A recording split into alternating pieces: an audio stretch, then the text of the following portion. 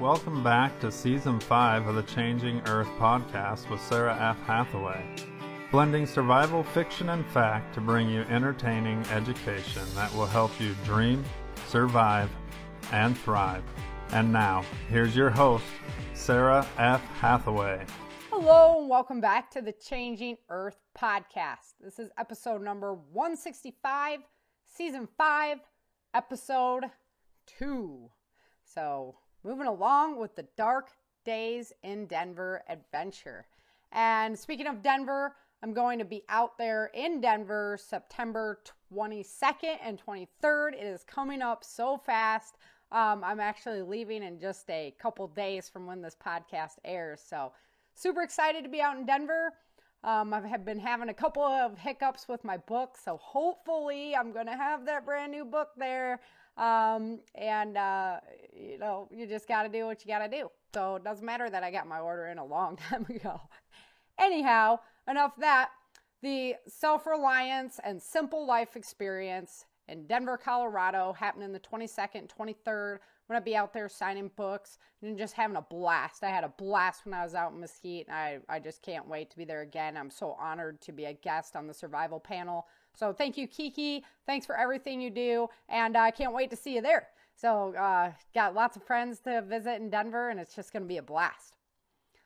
I also want to thank my Patreon members. Thank you so much for your contributions to the show, to keep the show rolling so we can keep being entertained and educated about all these great programs. I'm putting together just a spectacular season this season. I'm really, really excited about it. So definitely can't wait to continue sharing that with you. And I got an awesome interview today with Ben Brenham. Always an honor to have him on the show.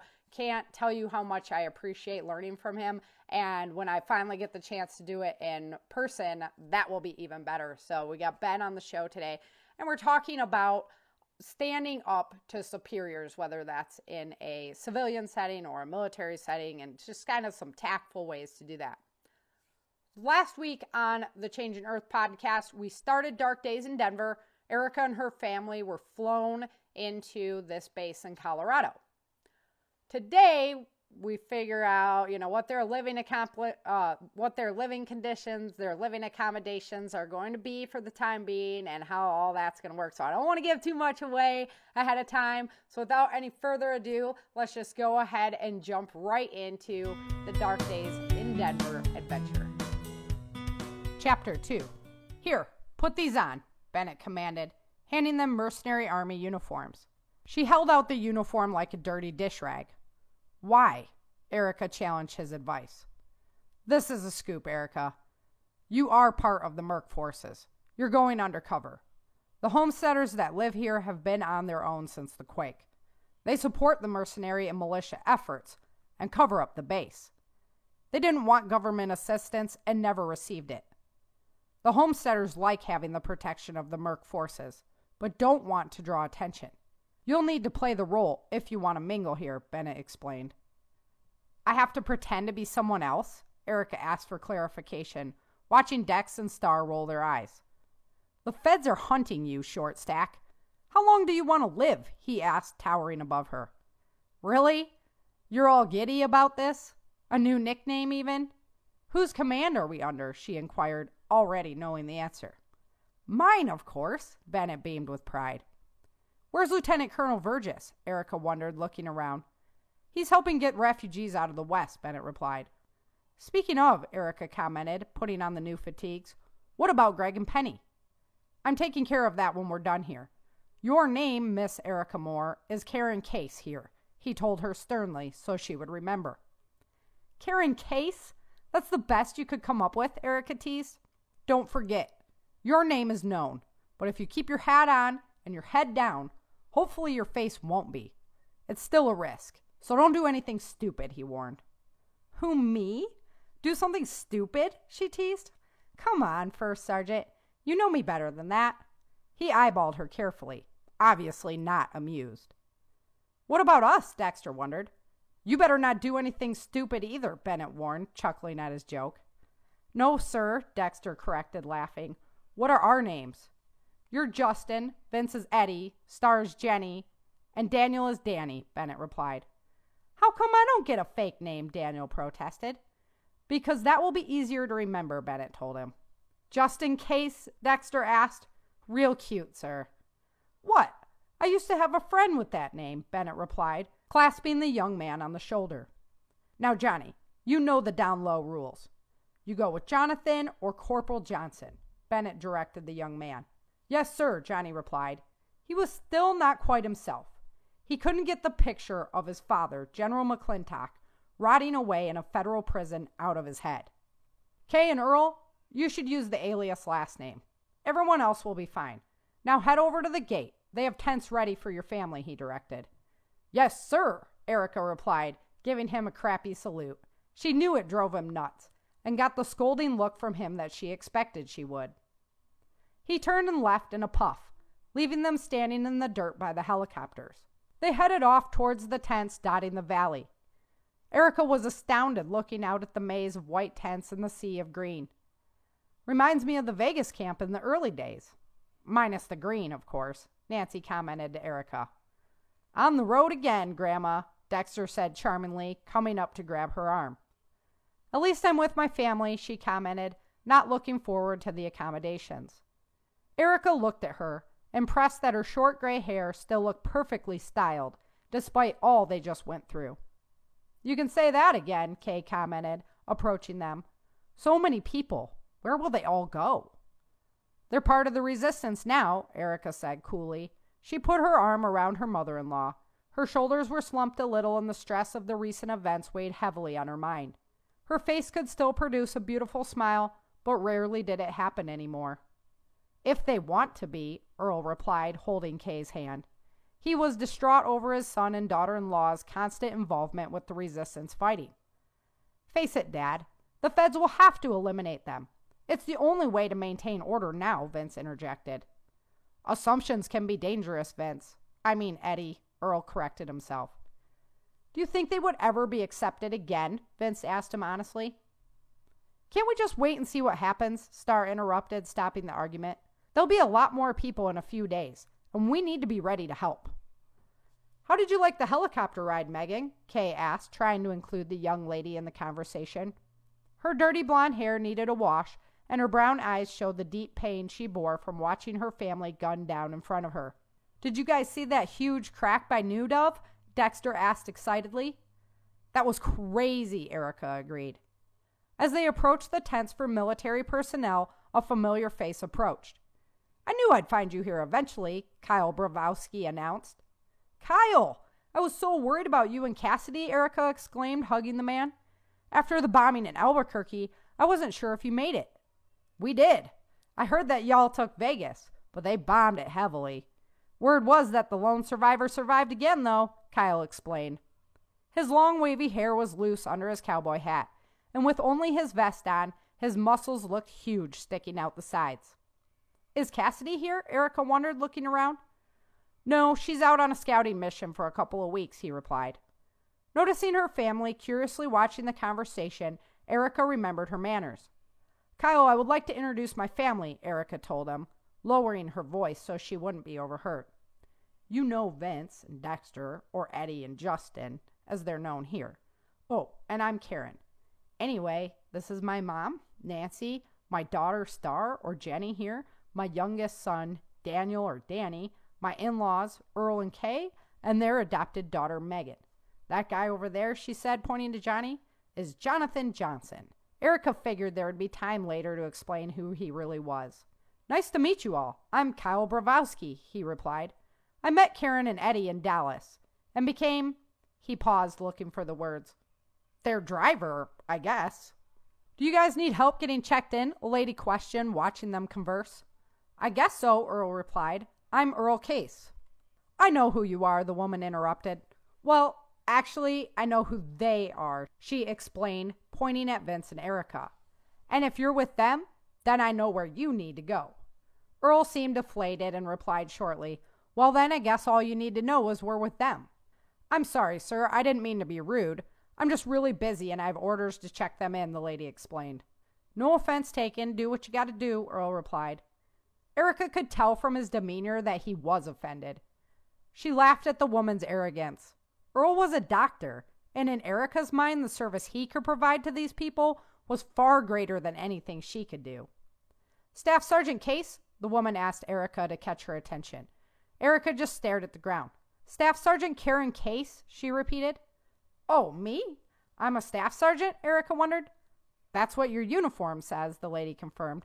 Come on, I'll show your family to their tents. Lead on, Erica commented. They followed the woman down the row of tents and then down another and another. They greeted strangers along the way. Here they are, the woman announced, reaching the tents. 2 tents? Erica wondered.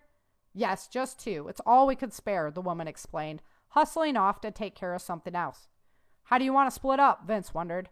Nancy and Johnny can stay with us. Then it's 5 in each tent, Kay suggested. That's fine with me, Nancy replied. Johnny and I can be roomies, she teased. I'd love to share my abode with a cougar like yourself, Johnny teased back flirtatiously. Let's get settled in and grab some chow, Erica suggested, disgusted by their banter. Sounds good. I can't wait to put this bag down, Daniel moaned, shifting the weight of his pack on his back. Dinner was a carefully doled out portion of canned meat and veggies. The vegetable medley was soft but palatable. There was fresh lettuce and spring greens on the side. During the meal, another quake rumbled the ground beneath them, but they were becoming a part of life. The minor tremors hardly made anyone skip a beat. I'm going to volunteer at the little school they have going. The woman running it looked very overwhelmed, Kay commented. You know where I'll be, Earl added. Never a shortage of work for doctors, he scowled. Always too many patients and never enough supplies. At least dinner's not rat, Erica commented cheerfully, scraping off the last bits of food from her plate. She was tired of his endless moaning, but he had not been surviving on the edge for as long as Vince and Erica had. Shoving her chair back, she headed to go clean her dish. The group sat in an awkward silence until Nancy said, Geez, what's her problem? They chuckled, releasing the tension. She's just concerned about Greg and Penny. Plus, I don't think she's very hip on the idea of living someone else's life, Vince interjected. I'm with her on that one, Star added. Erica never returned to the table. Vince found her outside talking with Kyle and a small group of young adults. Their voices were hushed and the conversation ended as Vince joined them. You okay, baby? Vince wondered. Yeah, I just need a break from the negative energy, she commented quietly. Hey, Karen, I'll catch up with you later, Kyle told her. See you later, Erica replied, watching Star come out the door of the mess hall with Kay and Earl. He's just so... Erica commented about Vince's father as they walked up. Nancy came out of the door with the rest of the family. You guys ready? Kay asked. It's going to be an early morning, Earl added. Yup, Erica agreed, letting them walk on ahead with Vince. Erica dragged her feet so she could walk behind the family alone. Dexter saw her unhappy body language and joined her. He didn't ask what was wrong. He just walked along with her to provide companionship.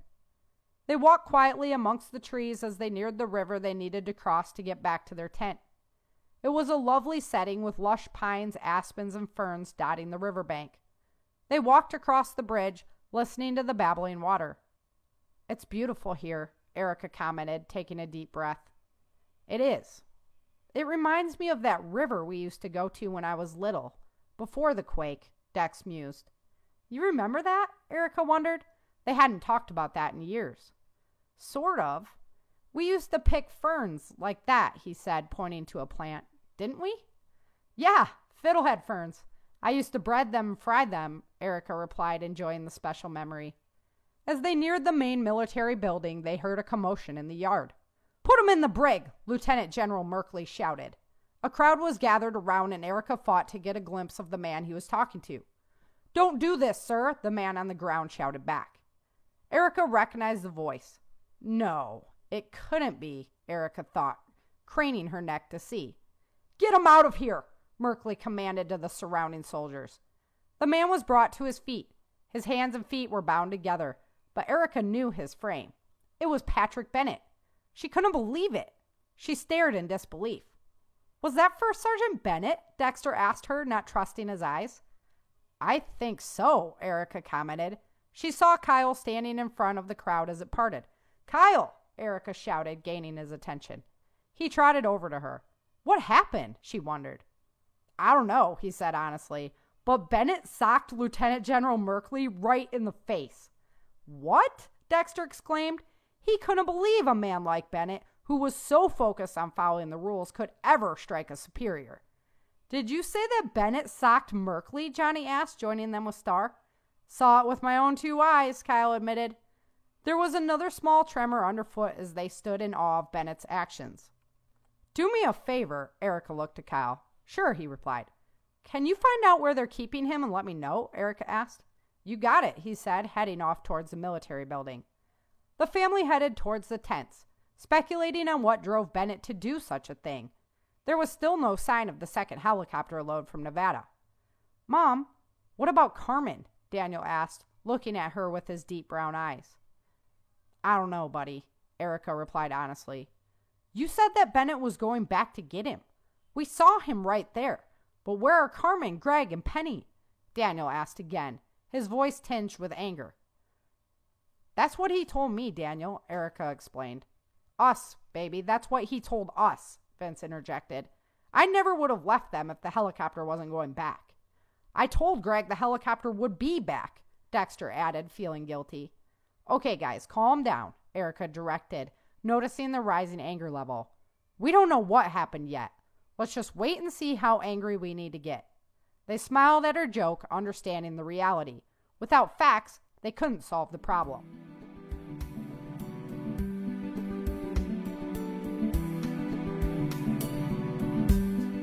Crazy turn of events as Bennett loses control and takes his frustration out on Lieutenant General Merkley. So I definitely had fun writing this part of it, giving Bennett a little bit of a spin here and just kind of having fun with his characters. That's one thing that I really tried to do in this story was delve more into, just the character creation and what's going on with the different characters in the book. So this is One Side of Bennett. It's coming out today, and here to discuss a more tactful way of presenting a difference of opinion to a superior is Ben Brenham. Ben Brenham is a firearms instructor. Ben has loved shooting since the first time he pulled a trigger at the age of 8. During high school, he volunteered at his local PD, where he learned more about handguns. He joined the Marine Corps Infantry after high school, and he was a reserve for 10 years, with 2 years of active duty and 1 tour in Iraq in 2003. He worked for an armored car company for almost 7 years, mostly in the LA area of California. During all that, he also got a degree in law enforcement and went through 2 different police academies. Being a cop never worked out, but through it all, he's always been training people to fight. He spent all of 2008 in Iraq again as a private contractor defending a base, and there he got to teach and train with the U.S. Army and others. Now he wants to bring that experience and his joy of teaching to others. He loves teaching firearms, and he wants the good people of the world to be able to defend themselves. It's now his mission and his purpose in life, one which I can totally respect, because I'm out on pretty much the same mission myself. You can get a hold of Ben at www.modernselfprotection.com. That's www.modernselfprotection.com. So let's go ahead and welcome Ben to the show. Today, I am back with my good friend, Ben Brenham. Ben, how are you doing today? I'm doing great. Excited to be here. I am excited to have you back on my show. As always, I was like, Ben, you got to come back on this season. It's just a must. Well, great. Yeah, I'm happy to be here. And you're the host that everybody wants to be. You're so organized. You have everything going. And I just need to learn your system. It's worth doing all this free work for you, even if I never have to talk to anybody. But your audience is awesome. I've heard from a couple of them over the last couple seasons. And I'm just really thanks for letting me be a part of this. It's awesome. Yeah, I'm honored. Totally honored. And I really want to get out and do a shooting class one day. That's like on my list for sure. So we'll see. Maybe one time my next trip to Texas, we can get it synchronized or something like that. We definitely need to set that up. Mm-hmm. So today on my podcast, I have a soldier who's a good guy, always following the rules, always doing the right thing. First Sergeant Bennett. And he decides that he's not too happy with the orders that were laid down from the Lieutenant General.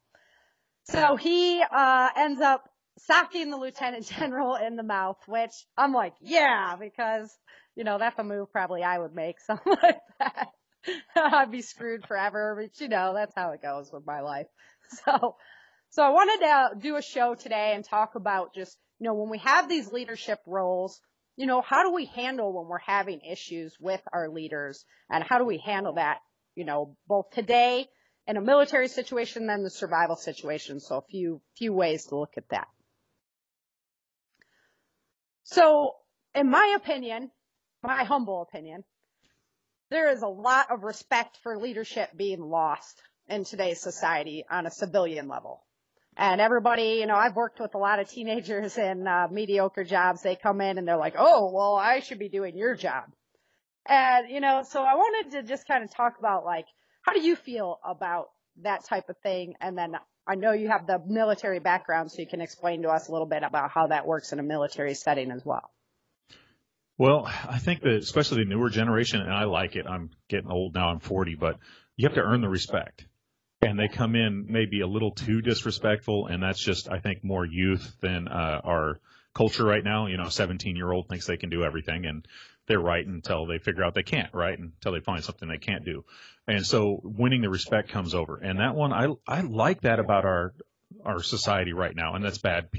Everybody hates the millennials that's older than me, but I kind of like that. You got to earn their respect, and they won't give it to you until you earn it. And there's no title, there's no being over them, there's nothing that you can do except for your actions to earn their respect. And sometimes I get a lot of respect out on the range because they know my background, and they'll walk in trying to take a class from me. I already have a lot of respect, and to me they're like, hey sir, and I'm like, dude, don't worry about it, man. My name's Ben. Come on over here. And then, we get mutual respect going when I start talking to them and they start doing stuff. And then other times on the range, I'll walk out on the range and people are like, who the hell are you? And I'm like, nobody. Just, don't worry about it. And then I start shooting and they're like, how do I shoot like that? All of a sudden the respect is there. So you can earn that respect very, very quickly. And that's really what it needs to be. I think that disrespect is more of a problem on that when you get little, I hate to say millennials or 20-year-olds, and now I'm getting old and I'm 40. And I have the same thing at my real job. They'll come in and they're just like, well, I could do your job. Well, can you? Yeah. Can you? Yeah. Well, if you teach me, and I had one in particular that she drove me nuts, and she's like, well, if you teach me, I tried to teach you something a couple weeks ago, and you basically told me that's not your job, pound sand. And I said, that's fine. You're unteachable, and we're good with that. And then she's like, no, I could do this, and I can do that. I see what you do, and it's so much easier than what I do. And I'm like, I've done your job. I'll trade you. Right. Your job was pretty easy.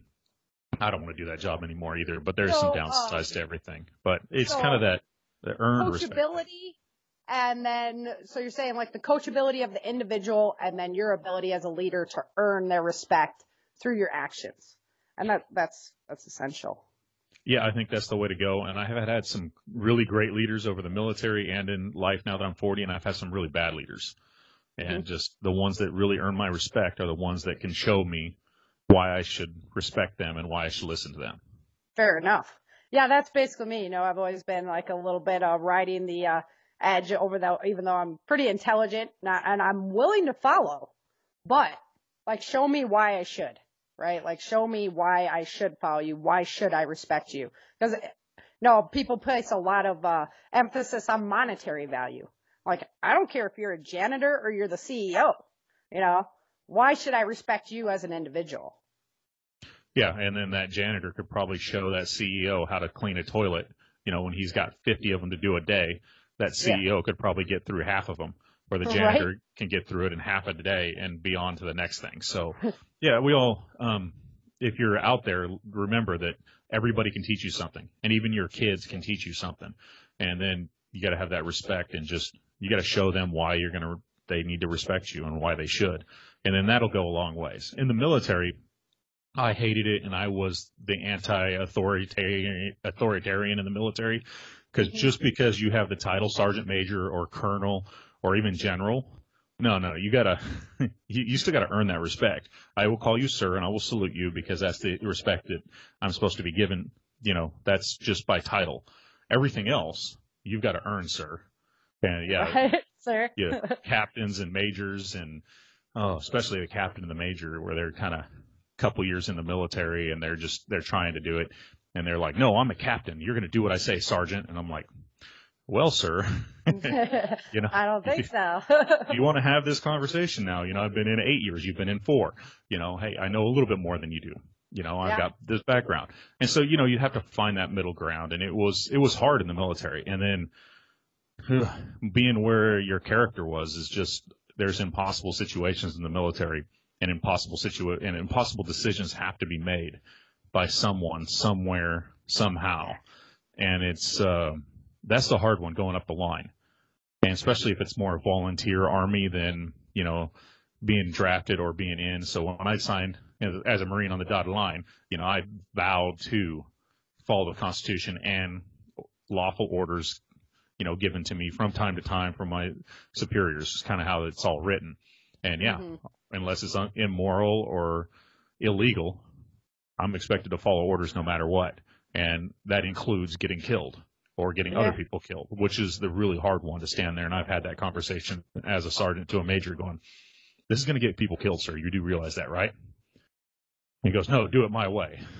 And I'm like, we're having a problem here. We're at, you know, and this isn't just a decision that's going to lose some money or something like that. We're going to lose human life because of this decision. Yeah, and that's where your character is that's really having the hard problem with it. And you need to be able to break that down and explain it to your leader why. And that's always that's where I was the anti-authority. And I'm just like, I went into this unit and I'm like, well, I have the combat experience. You don't. I'm telling you this is going to get people killed. Freaking listen to me. I'm telling you, sir. You know, and that just doesn't work. And then punching them in the face doesn't work. That's right. Even though you want to. I've had many leaders that I want to hit in the face. That doesn't work. So you really got to be able to, and I hate to say this, I've learned a lot since I've been out of the Marine Corps for over 10 years now. God, I got out. Yeah, right at 10 years. It's been a decade. And I actually learned a lot about leadership after I got out of the Marine Corps too. And you got to be more salesman on stuff like that. You got to be able to explain in intimate detail why this particular decision could get somebody killed and why that won't work. And then what if this and what if that, and then start asking a bunch of questions. Well, what if this happens? So one of the particular decisions that we had was we're going to rebase a fire team around 5 men because that's how many fit in a vehicle. And then we only need 3 vehicles for 15 guys. And then I'm like, well, I have 3 fire teams of 5 guys and I'm the squad leader. Where do I sit? Because all the spots in the vehicles are taken, you know, and then I get looked at like I have a third eye when you start asking those questions. And the other thing you got to do is not press that. You got to let them have time to go, you know, I didn't think about that. If you push, and that was where I did. I pushed it, and I was like, sir, honestly, where am I going to sit? Should I hang on to the back of one of the vehicles as, you know, it's driving down the road? Or, you know, where is the squad leader sit in this mess? And he'll come up with a stupid answer if you press him, which he did. He came up with well, somebody will be on working party or sick or something or hurt, so we'll worry about that when it happens. You know, and that's in combat. Really? That's a horrible, horrible answer. If anybody gives you that, it's because I backed him into a corner. You know, looking back now that I'm older, I can see that. So your character needs to come back, and if this happens to you, you need to come back and be able to give them time, which seems like an impossible decision too when people's lives are at stake. But you got to break down that leadership role in the military. They teach you, you know, you got a back plan. So where is time on target, or at what time are these people going to die? Without a doubt. Then we have this much time to backtrack that. And I know in the book you don't know because there's nothing going on, but if I get there 5 minutes from now, or if I get there or 10 minutes from now, are more people going to be dead 10 minutes from now than 5 minutes from now, or if whatever happened already? And so then you can look at that and go, okay, you know, people's lives are at stake, but is 5 minutes either way going to really matter? So now if you can get your backing of your leaders, of course, you can have more assets and you can get more help and you can get more things done. If you don't have the assets of your leader and you try to go behind their back movie style, which, you know, it happens in the military, and, you know, then you're stealing assets really, and call it acquiring with finger quotes in the air over here. You're acquiring assets, and you can only acquire so much with so much friendship and stuff, and you won't get the stuff you need. And I had this real problem when I was in 2008 as a security contractor, and we'd acquire stuff everywhere. But if I could get more support from my leadership, I wouldn't have to acquire stuff. They would just send it to me, and I'd have all the equipment and stuff that I could ever use if I can get them on board. So that's what you're looking at on leadership stuff, and it is hard when you get the emotions involved, because you come up and you got to figure out. To me, it's always now is how much am I vested in this decision? So what's the difference?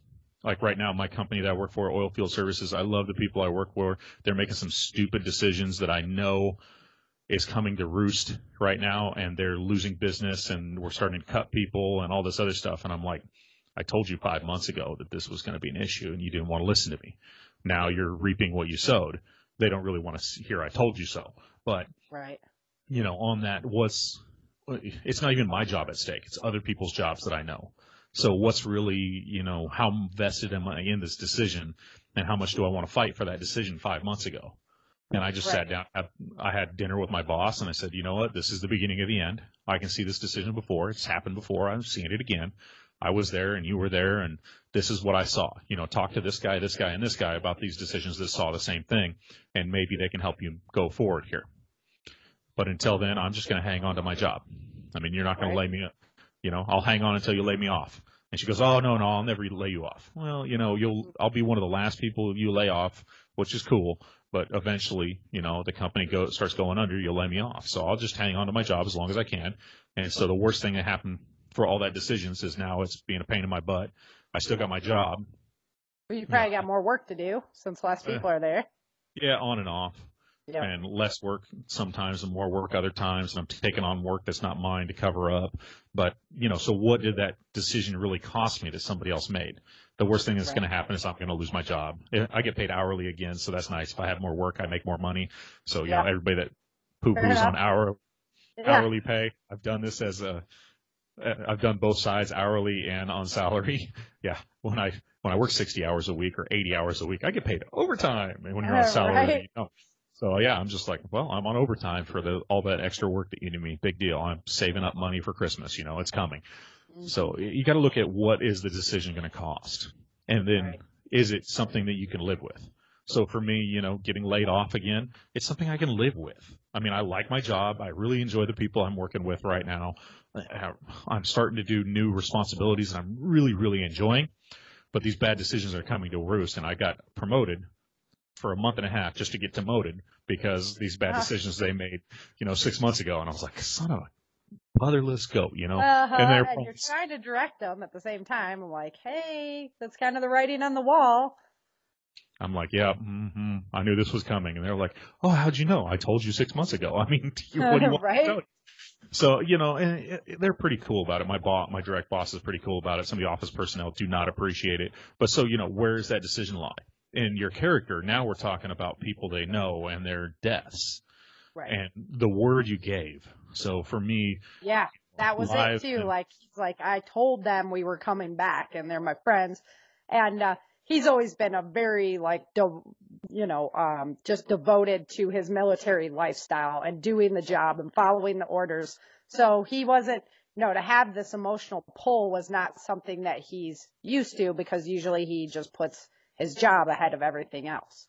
And so that was kind of his snap moment where he was like, these are people that we've been surviving together for years now. And I just told them all we were coming back, and are they going to come home now? So that was Yeah, so that one there's family, and I'll do everything for family now. And it becomes, as you get older, it changes too. I mean, when I was a young Marine, I forsake my family and I went off to war. I really did. I said, put my life on hold. I'm sorry, brand new wife. I got to go to war. Right. You're on your own. I hope you can hold down the house. Here's all our financials, and here's, the keys to my truck. And, I hope to see you again. Here's my bank account stuff. And, when am I coming home? I don't know. When I left for war in 2003, we didn't know. There was no, 21 days to Baghdad. And then you could start. No, there was no rotation. There was no nothing. You're going to war. And when the job's done, you'll come home. That was it. That's all there is. So it was just kind of, so I, kind of forsake the family and leave my family to that. And new wife, like I said, well, now I have a kid, and I say old wife because now it's 15 years later. I still have the same wife, so I'm lucky there. She puts up with my crap. But yeah, I don't know if I'm willing to do that again. So it's kind of, as you go, you'll change, and your character probably changes as he goes too. You know, at the beginning of his career, he's like military. I trust the leadership above me to make those hard decisions about how many lives and missions need to go first before that. And then you get into it and you're like, well, wait a second. As you're getting old, you know, those people were my family, and I told them I would go back for them. So yeah, it was kind of hard in the Marine Corps. It was always mission over everything else, including your life and the lives of your Marines. And as I got older, that was, as a Marine, when I got older, that was really, really hard for me. And I had some major issues that I got written up for at least once, because I'm like, nope, I'll accomplish the mission, but my Marines are coming back. Well, what about, you know, the honor hell? I'll accomplish the mission and bring my Marines back. There's my honor. Everything else doesn't matter. That's my honor. Accomplish the mission and bring Marines back. That's where I see my honor lying. And other people is die with dignity, and we won't do this or we won't do that. And I've told supervisor, you know, I told a major once, the same major I had the problem with, the hell I won't, sir. I've done it before and I'll do it again in combat.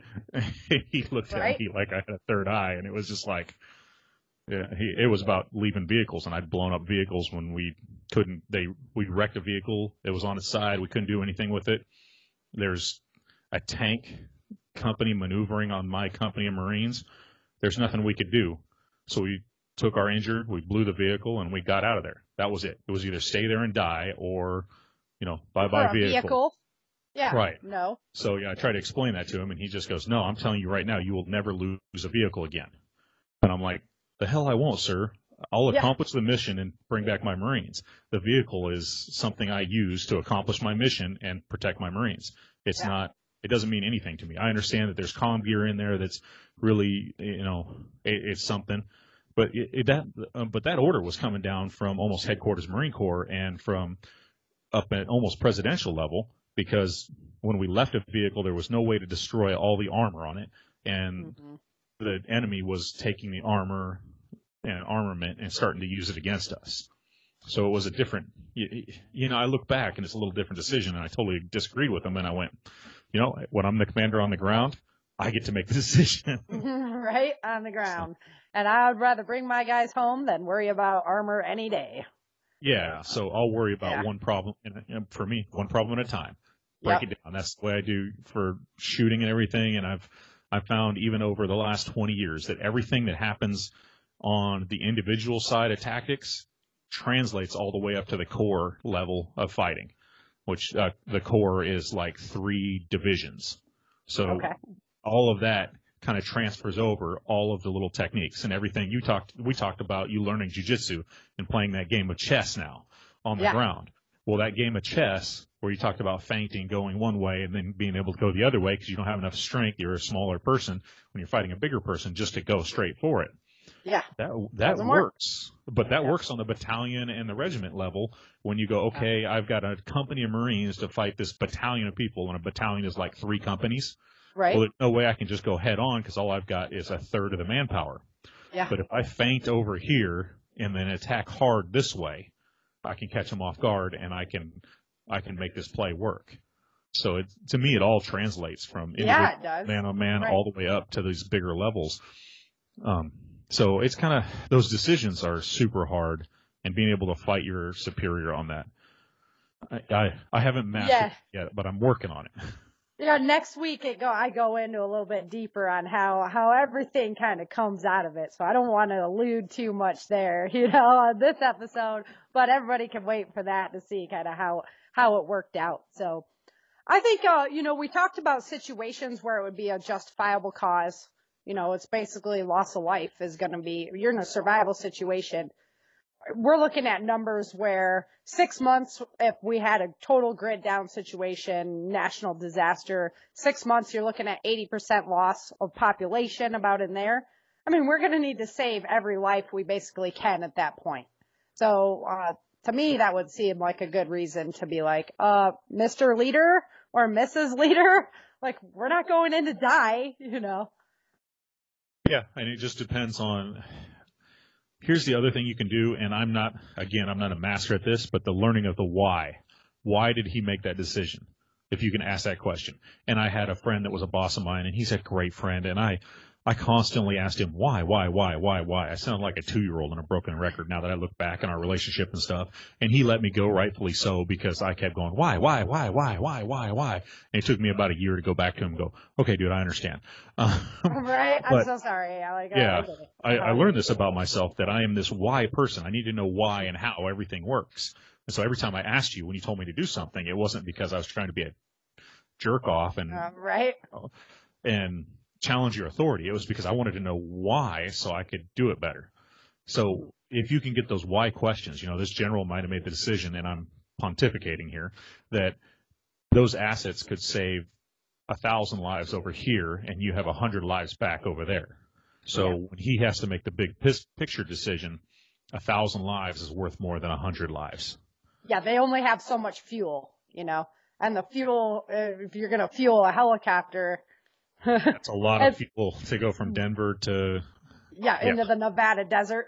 Yeah, that's a lot of fuel. That's a long time for those assets to be away. So all those come into your decisions, and then you're the guy on the ground going, no, it's my friends out there. I have to do everything to save my friends. The heck with everybody else. So everybody looks at a problem from a different angle. And if you can figure that angle out, then maybe you can win and be like, hey, your big problem is the fuel. They've got fuel over there. I can get enough fuel off of the ground to refill those helicopters and come back. And I can probably bring some back with me. I'll get enough back home, and I can probably get some extra fuel to bring back with you. Well, now the mission looks like more of a worthwhile thing. So if you can figure out the big why behind he's making that decision, now you can figure out how to solve that problem. Because it's this problem, right? If I can get the helicopters to go get my friends, that's a freaking problem, because you're not going to, well, you could, but you're not going to walk from Denver to Arizona. It's a long walk, right? Right. And if you have a helicopter, and only so many assets on the ground, and oil and gasoline is just the big problem in my future world that I've painted, because of you don't have the transportation of it. Basically, you can still pump it. You can still, if you can get it to a refinery, we've lost a lot of refineries and things like that though as well. So it's all about how much can you process here in the States without doing transfer from other countries and stuff like that. So that really creates like the huge problem for their society, I guess, Yeah, so you have an infrastructure problem. And then, so here's an old thing for everybody out there. Young officers and young Marines will talk about individual tactics all the time. And they will discuss how to, feint left, go right. We should use an envelopment here, blah, blah, blah. The old dogs will start talking about logistics. Because they know all those young guys, all the young lieutenants and sergeants on the ground, they'll take care of tactics. Whatever's going to happen is going to happen. You need to be able to supply them with enough logistical support so they can get in and out, so they have enough stuff to do their mission, so they have the resources. Fuel to drive back and forth. So that becomes, as you get up the ladder, that becomes a huge thing. And you'll start, if you really get into a room with a bunch of military guys, you don't have to see rank or anything. You start hearing them talk about their jobs. The guy that's talking about kicking in the door, he's the young kid. The guy that's talking about moving around his troops, now he's the older guy. The guy that's talking about, well, we're going to go from door to door to door. We need to figure out how to resupply these guys because they're going to run out of ammo, water, and food really, really fast. And then what do we do with all the guys that we capture or kill in there? Because all this is going to become a very, very big logistical nightmare very, very fast. And it's happened throughout history. I mean, we did that. I was on the young guy side in Iraq 03. We ran hey diddle diddle straight up the middle with a Marine battalion, and we outran our logistical force. We had to wait on them because they couldn't get us food. We outran fuel. We were running out of fuel one night. We're, stopping the vehicles and letting them coast so we can get enough fuel to get to the next checkpoint so we can get fuel. We just totally outran our logistical support, and logistics they just got bogged down in the fight and everything else. And so the logistics didn't happen. And it took us 21 days to get to Baghdad, and everybody's like, oh, that was so fast. You have no idea how many times I was out on point and they said, okay, stop. We're going to stop here for the night. And it's like, we got 6 more hours of daylight, man, or we got 4 more hours of night. We can move all night. Yeah, we're out of fuel. So we're going to sit here today, find a spot for us to hold up. So it happened dozens of times. So Marines are just like, we'll get in there. But, it was 600 miles or so, on big vehicles. That takes a lot of fuel. So we ran out. We ran out of everything: food, water, fuel, everything but ammo. We carried enough ammo. All right. Like, I got that covered. We're good. Uh, Yeah, just thinking about like some of the old, the old forces, the Roman forces and stuff like that, how much effort, like the moving cities that actually moved with them to supply them what they needed. And so I think it's a great idea to talk about, because if we're in these survival settings, everybody's like, oh, we're going to bug out or whatever. Well, you're going to bug out? Like, how are you going to handle that logistically? Like, where are you going to go to get gasoline? And yeah, I've got a Chevy 2500 pickup truck, but it's a huge 3/4 ton truck, and I can stack it, and I got a trailer, but I can only put so much water in there. I can only put so much food in there. I can only haul so much fuel. And then on the other side, people don't notice is that, fuel goes bad. Yeah. If you just let it sit, eventually it just goes bad. It doesn't stay. You can't carry it in your car with you, or everybody's going to be like asphyxiated by the time you reach anywhere. You can't carry like 50 gallons of fuel in your car. It's impossible. Without a sealed container and special stuff. Yeah. So but it's a logistical problem to solve. What are we going to do? And you can't put 50 gallons of fuel on the roof because it weighs about 9 pounds per gallon. And, 50 gallons, you guys will be awful short after you fill up that ladder on the roof. Hey, I'm good with that. I have no problem there. You're the only one that's like, what? I don't see I'm like, what? What's the problem? Yeah, the roof is collapsed half the way with the fuel. Yeah, so you can only carry so much. You can only do so much. Yeah, the bug out stuff is just, what are you going to do? Yeah, it's your book puts out that sad thing, and I've been reading some more about, huge grid down scenarios and stuff, and if the whole power grid across the United States going out, 80% of the population dying off in 6 months to a year. I think 6 months is probably a little bit short, but in a year, if it stays out for a year, I think 80% is probably 80 or 90% is probably the closer number of what will be left. Medications alone, the amount of medications that Americans are on, to rip that away suddenly would just be like, I mean, look at all the people on all these psycho, drugs that are antidepressants, this, that. I mean, to have that just pulled from you, what does that do to you psychologically? Well, and you just go the other way too. So I've got my family, right straight up, my sister, awesome person. She has problems with epilepsy and seizures. She's on a seizure medication. And every time if they mess with that seizure medication, she'll have some seizures, and she needs to be hospitalized for that. So if she goes straight off of that med, I don't know if she'll survive more than a couple weeks before she has a seizure and more than one seizure and just dies. And then, the other people, what do? We talked about logistics. So if she doesn't live with me anymore, but she used to. What do? I'm carrying around a body pretty much that's just having seizures, and all she can do is sit there, and all she really can do when she has seizures is lay there in the hospital bed and have a couple seizures until they start to go away. And most of it goes away because of the meds they pump in her. Mm-hmm. So, flat out, I love my sister, but I tell her to stock up those meds like crazy. Every time you go for a refill, you get 30 days, buy it every 20 days because they'll let you do that. So all you guys out there that are on some meds, anything, as soon as they will let you refill that prescription, refill it so you can get, bottles and bottles and bottles of that stuff. And realistically, your book is I'm sorry, Sarah, your book's a little out there. We'll probably start putting the world back together within the first 3 to 6 months. It'll all start being put back together. Power will come back on. This isn't, if they shut off your power right now and cut your line to your house, you have the knowledge. You'd figure out how to put power to your house somehow. And I've seen that in third world countries, especially Iraq, when we went to take one city that was about 100 and 150,000 people. And Saddam Hussein had gotten mad at the local government and turned off the power going into that city, a city of 150,000 people in the desert, turned off the power to that city about 10 years before we got there. So it's not like life ended. I'm sure it was very, very hard, but now they had all these generators running. They had some solar stuff going on, and then they had pumping stuff out of the river to do irrigation, hand pumps, and old school. Some old school stuff, but then a lot of electrical power with a little bit of, I mean, it wasn't very big back then for any solar, but they were starting to use that, and battery stuff, and then generators. They'd have generators running that would run the pumps for the water, and then people would go plug in things to the generator and people still had cell phones and stuff. Yeah, they still had cell phones. So it was kind of, they get by and you'll figure it out, but it'll take that 3 to 6 months to get all that stuff working again. So you just need to survive on your meds for 3 to 6 months. Until you can.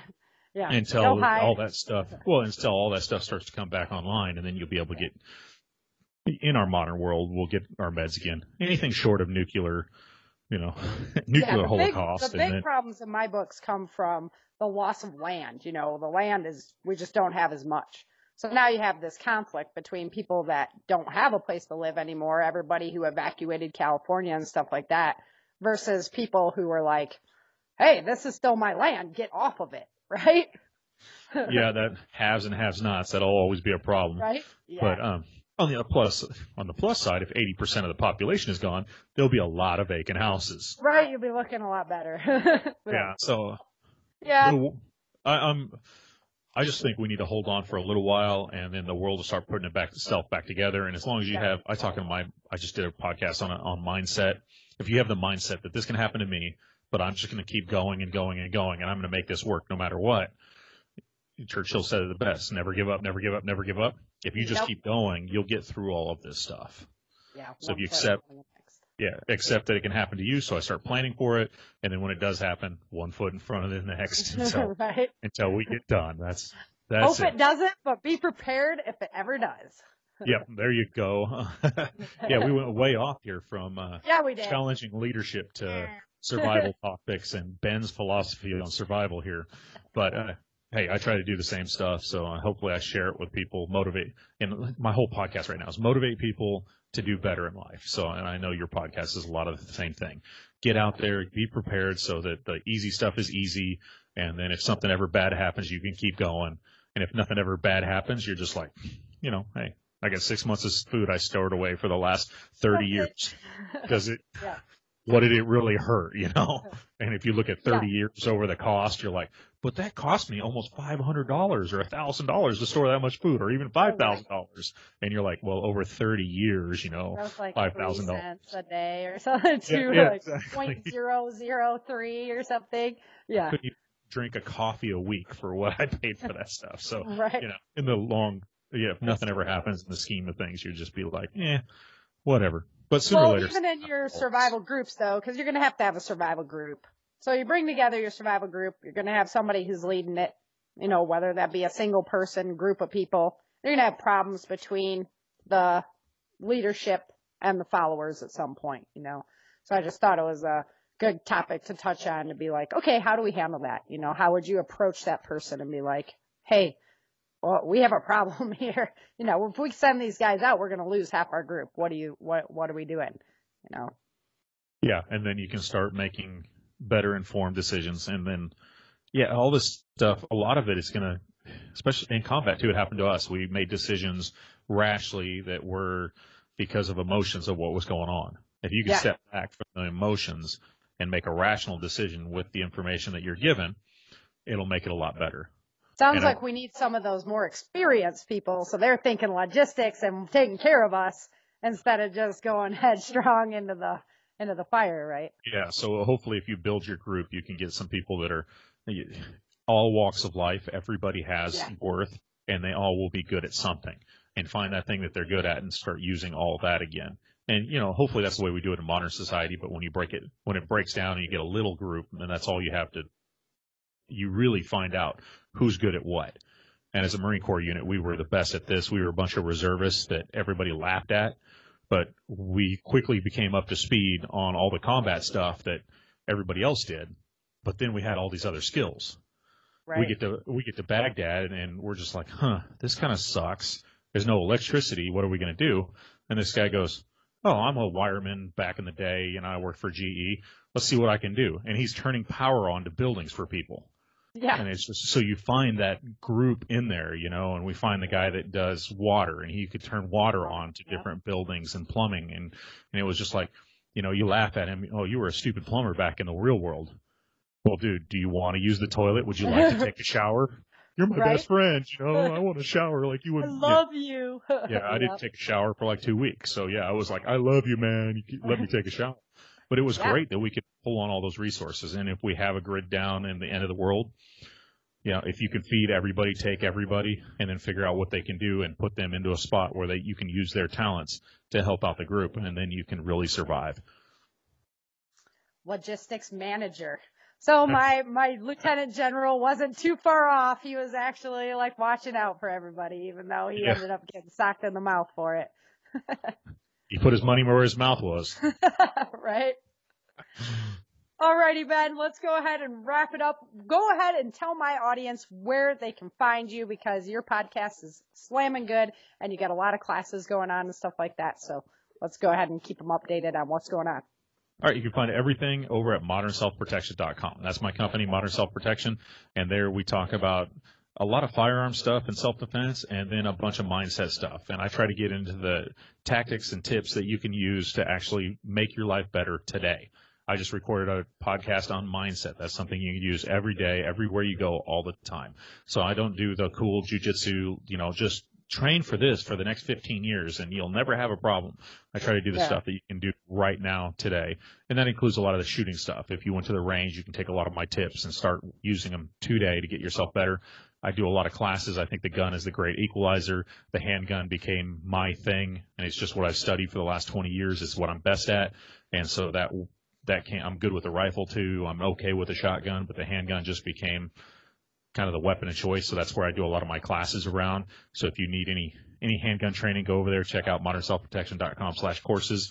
I'm starting to travel more again this next year. I'm trying to set up a class out there in California. So I just need some more logistical support out there. All right. And we'll get that go. I got a couple people I'm trying to run down, and I'm going to talk to Sarah after this and try to see if I can get her to help me run some stuff down. I'd like to get out to California behind the Iron Curtain there. I've been to Illinois and taught a class, so I'm getting there, You're right. Okay. I try to get all over the country. Go check out the class course. I'm putting more and more courses up all the time. Sweet. Well, thank you so much, Ben. I really appreciate your time. It's been awesome, as always. I love talking to you. I have so much fun, and your listeners are awesome. Thank you. Thank you, Ben, so much for coming on the show. It's been my absolute honor to host you. And, we'll be recording another interview here later in the season, so that's just good timing. And then you're talking about that class in California, so maybe we can get that rolling on, and I get to actually do some training in person, which would be awesome. I also want to give a shout out to my Patreon members. Thank you so much for all you do. If you would like to become a Patreon member, head on over to www.patreon.com/ChangingEarth. We'll just keep this show rolling, keep having fun, keep educating and entertaining. So thank you so much. I can't wait to see you out at the Self-Reliance and Simple Life Experience in Denver, Colorado on the 22nd and the 23rd. Got to get out there, get a book signed, come by and say hi. I'd love to see you. Also want to thank you very much for listening. I value your guys' support so much and all your comments and feedback. It's just so awesome to hear. And I really appreciate you being out there and supporting the show, listening to the show. It's an honor to have the opportunity to educate your minds on how you can be better prepared for whatever life has to throw at you. So until next time, remember, dream, survive, thrive. Thank you for joining Sarah for this episode of the Changing Earth podcast. Don't forget to pick up your copy of Day After Disaster, Without Land, The Walls of Freedom, Battle for the South, and Dark Days in Denver at www.authorSarahFhathaway.com. If you love Sarah's books and this podcast, please head over to Amazon or iTunes and let everyone know by leaving a review.